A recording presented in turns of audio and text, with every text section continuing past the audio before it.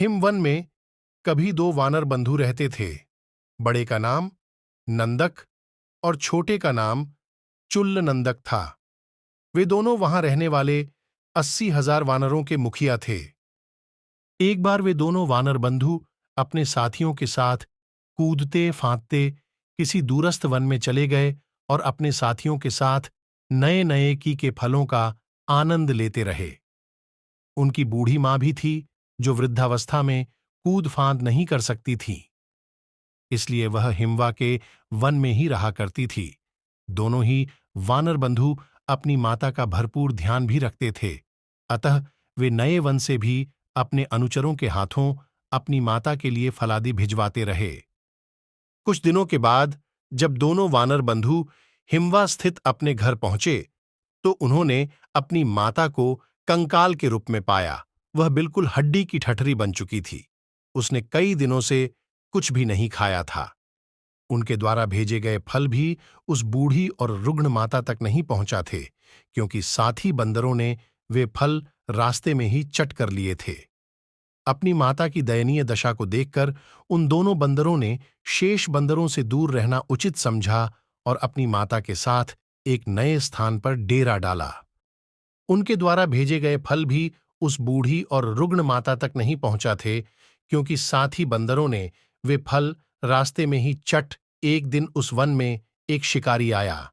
उसे देखते ही दोनों वानर पेड़ के घने पत्तों के पीछे छुप गए, किंतु उनकी वृद्धा माता, जिसे आंखों से भी कम दिखता था, उस व्याध को नहीं देख सकी। उनके द्वारा भेजे गए फल भी उस बूढ़ी और रुग्ण माता तक नहीं पहुंचा थे, क्योंकि साथी बंदरों ने वे फल रास्ते में ही चट।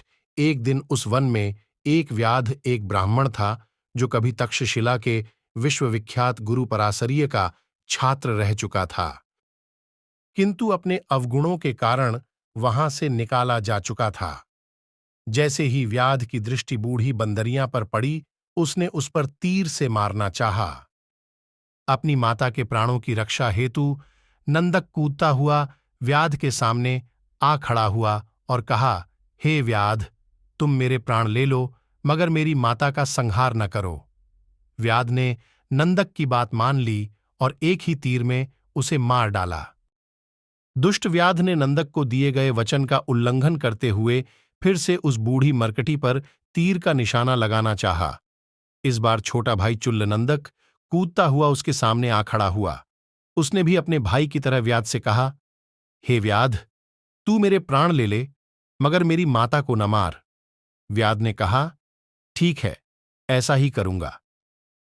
दुष्ट व्याध ने नंदक को दिए गए वचन का उल्लंघन करते हुए फिर से उस बूढ़ी मरकटी पर तीर का निशाना लगाना चाहा। इस बार छोटा भाई चुल्ल नंदक कूदता और देखते ही देखते उसने उसी तीर से चुल्ल नंदक को भी मार डाला। फिर अपने वचन का पालन न करते हुए उसने अपने तरकश से एक और तीर निकाला और बूढ़ी मरकटी को भी भेद डाला।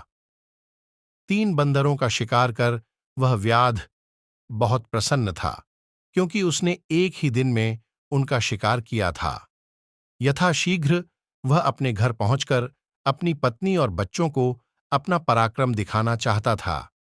जैसे ही वह अपने घर के करीब पहुंच रहा था, 3 बंदरों का शिकार कर उसे सूचना मिली कि एक वज्रपात से उसका घर ध्वस्त हो चुका था और उसके परिवार वाले भी मारे जा चुके थे। अपने परिजनों के वियोग को उसके मन ने नहीं स्वीकारा।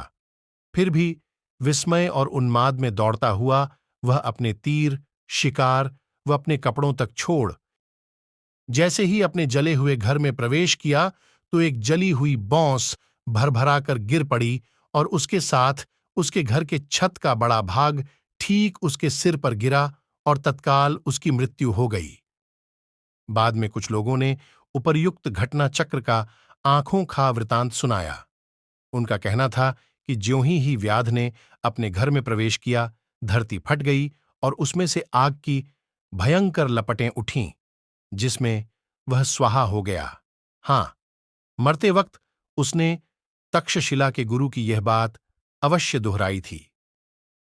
अब आती है याद मुझे गुरुदेव की वह शिक्षा, बनो श्रमरादि और करो नहीं कभी ऐसा, जिससे पश्चाताप की अग्नि में यदि आप इसी तरह का वीडियो देखना चाहते हैं तो हमारे चैनल को सब्सक्राइब कीजिए और कमेंट में बताइए कि आप किस टॉपिक पर वीडियो देखना चाहते हैं।